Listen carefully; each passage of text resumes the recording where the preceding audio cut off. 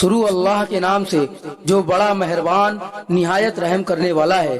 कौन है जिसने आकाश बनाए और जमीन पैदा की और तुम्हारे लिए आकाश से पानी उतारता है, फिर उस पानी के साथ खुशनुमा घने घने ऐसे बाग उगाता है जिनके दरख्त पैदा करने की तुम में ताकत नहीं।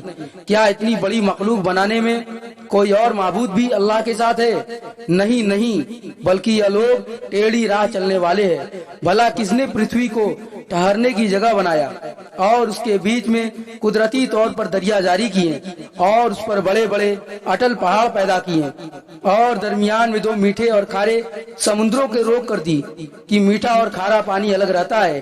क्या कोई और माबूद भी अल्लाह के साथ है? बल्कि बहुत से इनमें जानते नहीं। भला कौन है जो आजिजों की दुआएं कबूल करता है जब उसको पुकारते हैं और तकलीफ दूर करता है और तुमको जमीन में खलीफा बनाता है? बतलाओ, कोई माबूद अल्लाह के साथ है? तुम लोग बहुत ही कम